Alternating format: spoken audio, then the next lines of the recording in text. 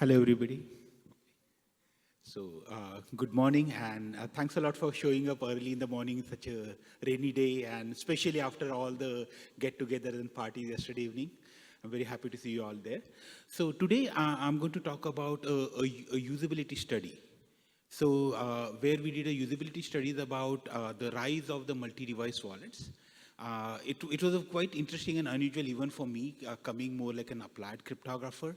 We realized that there are interesting things happening with the multi-device wallets, and as a MPC fan and MPC user and developer, it's a first-time opportunity to see how these settings can be taken by the normal users, and that motivated us to start to do this study, and we found something usual, like as we expected, and some quite surprising things we come across as we did this study.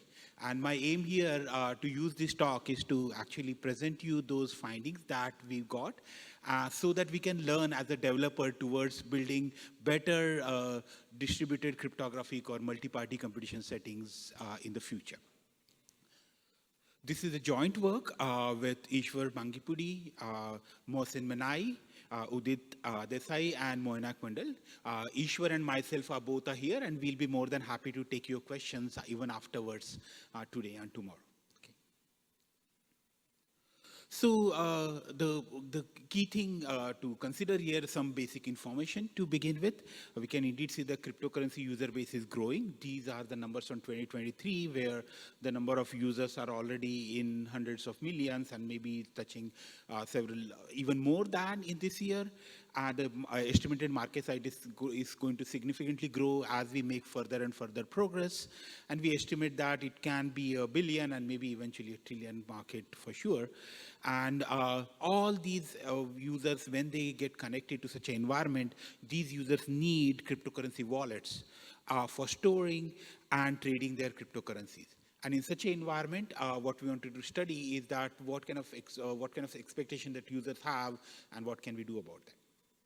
So as we all know in this auditorium, that when we talk cryptocurrency wallet, unlike with the traditional username and password mechanism in Web2 world, here we deal with a mechanism where we have a secret key or public key, or public key can also be called as wallet key, that are employed. And this secret key is something which is employed towards signing the transactions.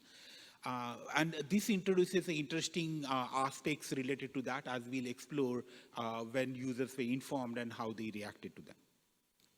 So if you look at cryptocurrency wallet, for this talk, my focus will be on comparison between the single device wallets, where the key, the secret key, is stored on a single device. That can be a phone, a laptop, some Exchange server, things like that. Or a multi-device wallet, where the key is stored on multiple devices. Either it can be replicated or distributed, but that's what is happening in scenario. And those devices can be user devices themselves, or external servers, or a combination of those. And when we now dive a little bit more into the detail for the multi-device wallet, there are two particular categories to consider in that space. I'll start with the threshold wallets, where the idea is that there is a single key which is actually distributed across multiple servers using a concept called secret sharing, and such that each of those devices have a share of the key. And a subset of them, typically we use words N and T to represent that. So N is the total number of servers, and T is a subset of among those that are necessary and sufficient so that such a secret key can be reconstructed. However, in the threshold wallet, the key doesn't get reconstructed. In fact, we generate the signature itself using those shares, using threshold signature algorithms in general. On the other hand, there is a maybe a bit more popular mechanism, which we call as multi-sig wallet, where there is no single key which is present. Each of those devices have their own key, as I'm showing here, from key K1 to key 5. And there is, on the other hand, there is an access structure which is well defined. That access structure in this example is any 3 out of 5. And when any 3 out of 5 of these keys are employed, that can be used as a valid signature done by this particular group. Okay, so in general, both of them I'm represented as a threshold setting, but they can be also thought as a more general access structure setting, as we'll be looking into further down my talk. The key difference between them can be looked at what is known as typically considered accountability versus privacy, which means that eventually when we generate a signature using threshold setting, we typically do not immediately know which of the three parties have signed it. On other hand, when we look at the multi-signature, it's clear because those three signatures show up there. And in that setting, we know when we look at multi-signature, we know who all sign it. We also know what's the exact access structure that is employed. While in threshold setting, all this information typically can remain hidden. So that we do not know what is N, what is T, we just see the final signature that appears on the chain. There is also one subtle difference in the sense that in terms of on-chain verification, threshold signatures can be cheaper because you just need to verify one signature, while in the multi-signature there can be more signature need to be verified and possibly stored. But there are obviously several wiggle room in this environment, but generally this statement still remain true. So now moving on from there, what's the reason for the single device wallet and what kind of vulnerabilities that can be present over there? Apologies for the typo, probably something happened working on the slides. So when we have a single device, only one device need to be compromised and the key can be lost. And there are two scenarios here I want to mention. Either thing is the key get compromised and now your funds can be stolen by somebody, or key can be lost forever in some sense, and then nobody can even touch those funds for in general. In multi-device wallet, typically multiple devices has to be simultaneously compromised, and that's the reason typically, at least from more technical perspective, multi-device wallets provide better availability as well as security. But one of the key question that come to our mind is that how can we even justify that in the paper where that multi-device wallets are better? But thankfully, a very interesting paper by Itay al. Demonstrated that for majority of setting, when we have multiple heterogeneous keys, that mechanism is proven to be secure, and we employed that analysis towards establishing as a fact that multi-device wallets are better than single-device wallets. Moving on, why this is important is that attacks on wallets are extremely common. Easily around 20% of Bitcoins are already lost and stolen in general. And if you look at even just the numbers, in several billions of dollars are stolen already in cryptocurrency exchanges. Several existing works have already demonstrated the vulnerabilities of the single device wallets when they did different kind of analysis, usability analysis, as well as analysis of what's happening on the internet. However, one interesting thing we observe as we start to look into more detail is that single device wallets seems to be still very popular. And one of the questions that we wanted to also study in this space is why, as one of the interesting things that we wanted to see.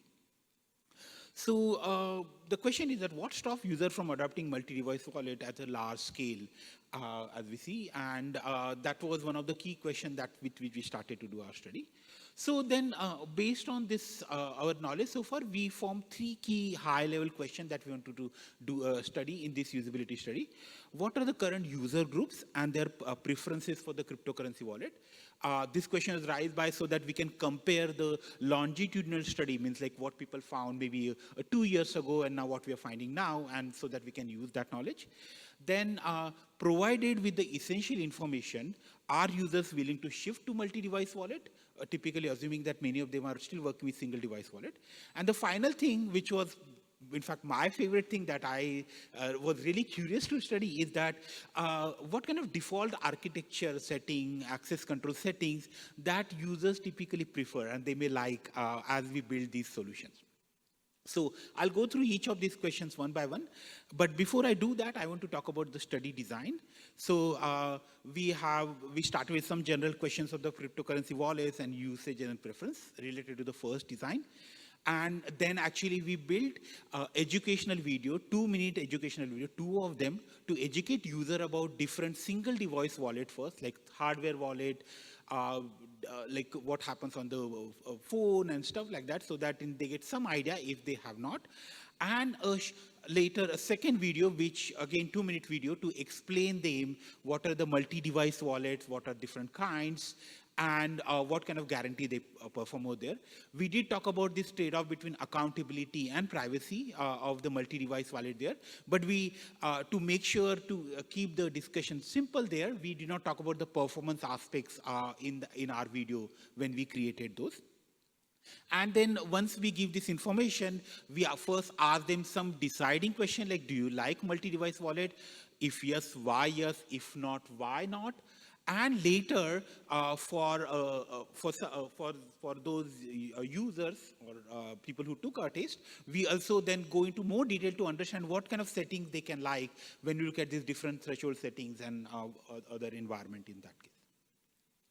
So for such a usability study, we did recruitment following the Prolific, which is a common mechanism.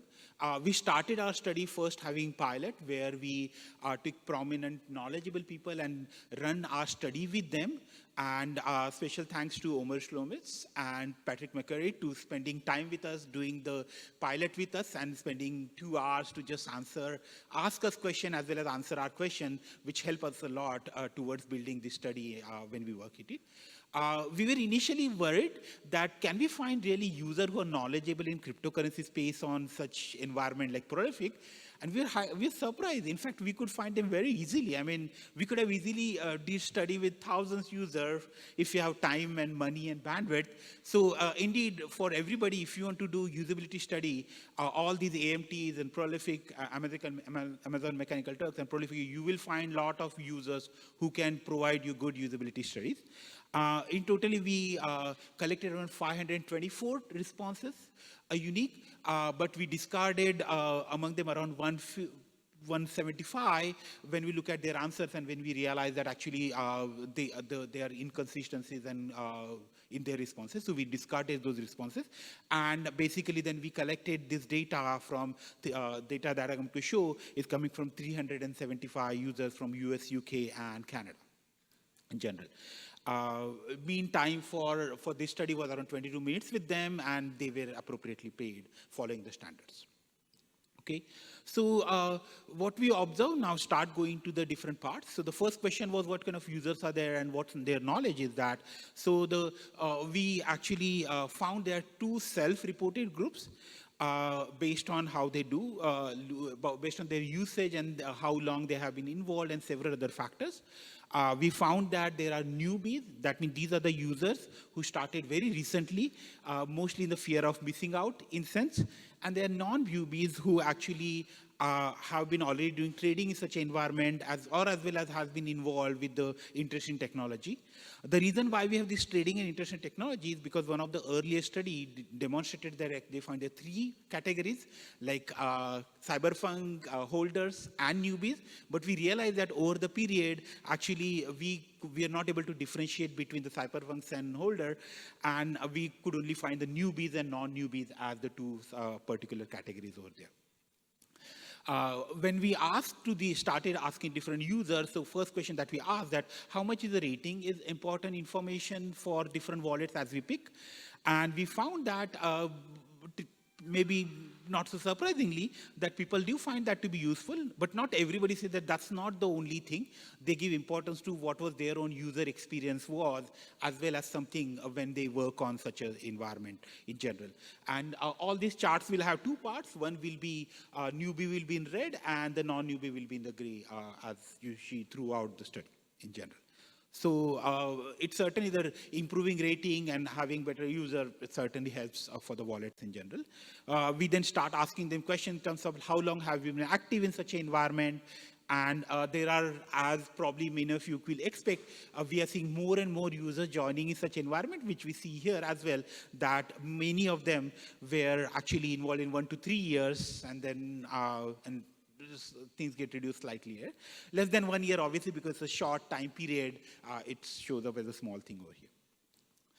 Then we ask what kind of wallet they have employed and used, and we also give a field there so that they can give their own names there. And this is the information that we found here, where at least when we did the things, most of the users were employing Coinbase, MetaMask, and Binance. But I'll say that this is indeed study from 2023. So if you do not see your favorite wallet here or favorite mechanism, these things keep changing. So one more aspect to take from user study is that our questions can be, I'll highly encourage to look at the paper, because you might find our study useful to redo again every now and then to understand how these things are evolving in general. So now we started going to the more concrete question. The first thing that we were interested in that, okay, are you aware of the multi-device wallets? And significant number of them were actually not aware of the multi-device wallet. And we kind of expected that could be the case, and that's the reason we already created video, so that we can bring everybody to the same knowledge level as they go into the further questions in general. So many users were not aware of the multi-device wallet. I think this is changed over the period, at least that's the hunch I got in last year or two, but still we can expect that most users are typically a single device wallet. And then first question that we ask to this user is that, what kind of concerns that you have? What are the biggest concerns that you have when we look at the wallet? And the two key concerns that emerge in such an environment is the compromise of the server, where the server get compromised and my funds or my key will get lost, was one of the concerns that we get up, as well as the loss of the key by the user, where I somehow lose my key, and that also come out of mechanism. Very interestingly, you can see the lack of recovery mechanism also showed up as one of the interesting thing, motivating again more research. And I know that there is some interesting research happened towards having good recovery mechanisms, including that's certainly something that I'm interested in, and certainly that showed up as one of the concerns. So indeed, some nice problem to work on for all of us here. Then moving on, then we asked them that, oh, are you willing to shift to the multi-device wallet? We did that after showing them the video. And then still we see that, very interestingly, majority of them said that sure, we will like to move, but not everybody. Still 40% of were still mostly with majority of them in newbies, still were not willing to shift to this multi-device wallet. And that was a bit surprising to us, but as always with a usability study, we ask them to also give reason so that we can study such things further. And there are interesting things we found that I like to share. So basically these are different user number there, anonymized for this purpose. So I like to keep things simple and easy to and without much complexity, was one of the things that we heard. I'm happy to be in control of the key, as I believe the risk is low. I prefer to be responsible for my own key. If I lose them, my fault. So we got such interesting results. I prefer a single storage location. One location is easier to secure than more multiple locations. So very interesting thought process we come across as we did this. What we did is that we coded these responses, means that we make sure that we created different categories, and two different researcher from our side completely separately make sure to read those responses, and based on that put them in different categories. And after this coding, we found that, interestingly, what are the reasons that people are not willing? So it seems like for some users, even after looking at the video, they feel that the single device wallets are more secure. But interesting for us, and this will be a kind of a recurring theme for the rest of my talk, will be that many people say that I don't want to lose control of key. Okay, and that come up as an interesting reason, and we'll see again it coming up in a slightly different context. Moving on, then we take the further step to understand the difference. Okay, multi-device wallet, you heard about that, you look at it. Now, among the threshold wallets and multi-sig wallet, do you have any preference? And indeed, majority, but not a significant majority of them prefer threshold wallets. They said the privacy feature is a nice feature, that we don't know what is my access structure, and only a signature gets generated. But some users insisted that they want accountability such that when things go wrong, we can pinpoint who have done something wrong. So that did show up as well as an interesting thing. And again, these were followed by the reason like, why are you picking this way? And these are quite interesting, some of the interesting responses, more you can find in the paper. So the thing is, the first thing is that the fact that the NNT values can't be found from the aggregate signature seems like an added layer of security, that some say. On the other side, when somebody say for multi-signature, they say that this way I can know which people and device were used to provide signature. Although we do not talk about performance or computation cost on our side, we did get an interesting comment where somebody say that threshold wallets are more efficient because on-chain verification becomes cheaper, and they indeed presented that as a reason from their own knowledge base in general. Now, coming to the third question in terms of, all right, so for all these settings, what kind of access structure or what kind of how to organize your access structure for multi-device wallet? So in that setting, we ask this question where we say that, let's say I give you a setting. The first setting to consider is, let's say, 150. So we'll say there'll be a lot of servers available. You will be, 100 servers will be randomly selected from a lot of servers that are available online, and your threshold will be 50. The second one was 100 are selected again, but threshold is 5. And the third one, we say that we are going to pick 10 reputed servers which are well known, and among them we are going to select 5. So we give these are the example setting to understand what kind of user find. And it was interesting, maybe the accurate term, that we found that majority of them, 60% of them, prefer fewer reputed server over just picking nodes or users from all over the internet and using them in the setting. So which was quite interesting. They say that trusting them is better than just somebody available online. And reputation over the number of server was kind of a thing which majority of users like. And one more question that we ask is that, let's say we have 7 servers available and 2 of them are sufficient for threshold. Are you willing to increase this threshold? And again, the response there was demonstrating that, yeah, they say majority say that, sure, we can increase the server, which also is a very interesting phenomena when I compare multi-party computation in general and wallet, that in wallet setting, kind of it demonstrates that people are more willing to go for higher threshold values, and they are less worried about lack of availability in case some nodes are not show up, because they say that, oh, we can go after them and find them out. So that was also the thing. We found that they prefer to go for higher threshold values in general.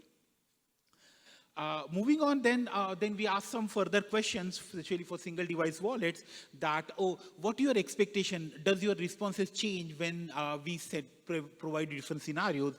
Let's say your devices can get compromised, and in that case, where will you prefer your key to be? Still, people found typically that even when the client's devices get compromised, still they'll prefer something like a paper wallet more than just storing the data on the external server as a mechanism that they liked. We did that with the server compromise, and the answers were still very similar. So typically, users do want to have control over the key, was certainly something that was observable even from this example. Then we ask for somewhat related question, which is related for both single device as well as multi-device, is that how can different government influence can work? We ask the user to choose between locations of the server and the government influence. So the question is that, can we say that the governments can block access to the key, or can they access the key or read the key from those servers if we store? And what we found is that a very interesting mechanism is that they're fine if the government can see their keys, but they certainly want to make sure that their access doesn't get locked, or that they stop getting access to the environment. So they are not worried about somebody watching their key, especially when it's come to more like a authority, but they want to make sure that they still have control or access to their keys, and they can perform transactions that they wanted to perform. And these are the numbers in that respect.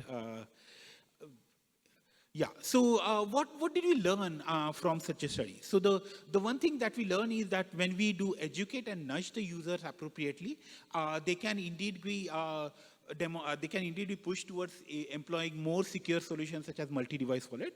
And it's important to make them aware of the risk of single-device wallets, and then correspondingly suggest that we need to convey the difference. We need to convey them the difference sitting in a multi-device wallet, and so that they can pick the services and setting that they like the most. But more importantly, because they want the control by themselves, they want to keep the control there, we required uneven weight distribution kind of a setting when we look at define such distributed wallets. And I'll go into a bit more detail on the next slide. As expected, we did come across a trade-off between the threshold and multi-sig, where we look at the privacy and accountability trade-off. And indeed, the accountable threshold signature kind of ideas are very interesting in that space, if we can make them work for the schemes that can be typically employed by all different blockchains and environment like that. And basically, we want to make sure to have distributed cryptographic schemes, so that if they provide more control to the user, so that they find them to be more approachable, rather than just using some MPC server who is generating keys on your behalf. So when I say more user control, I want to give one particular setting which we ask user and they found to be useful, is that for threshold wallets, we ask the question that either you divide the keys among the servers versus dividing the key in two parts, where share 1 is always available to the user and share 2 is distributed among the server. And and we found that user really liked this second setting, where we have a distributed setup where the server themselves cannot sign on your behalf, and you are inherently the user is always have ultimate control in such an environment. So this is very interesting, because for some schemes like ECDSA, EDDSA, building such scheme could be non-trivial, such an MPC solution. So it's a very interesting thing that I found as a nice cryptographic challenge. Most use participants wanted to remain in the control of the key, as we saw, and they like to also increase the threshold, as I already see. So these were the interesting things I found. So finally, what are the takeaways that I found? The thing I found is the data-driven investigation is indeed a nice thing to do, and I hope that our study, which is the first study of this kind, motivate further studies when we build wallets with multiple devices and using threshold cryptography, as well as MPC in general. And user need the control of the key was something that we find to be a very important thing. And I hope that this study motivates you to think of interesting questions to ask and build on further studies from there onwards. Thank you.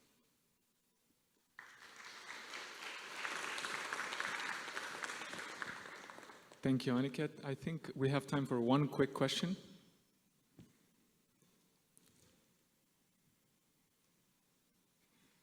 So I can actually ask something. So you mentioned this trade-off that users prefer between privacy and accountability, privacy of the threshold versus accountability of who signed if something went wrong. So there's some new work by Dan and Chelsea Comlow called Threshold Accountable Private Signatures, I believe, TAPS. Yeah. Did you include that in your study? Yeah, so because we have included that in our analysis, implication that we presented, but we have not included that in the study. The thing could be, we want to make sure that the signature that we employ in such an environment remain directly applicable to blockchains.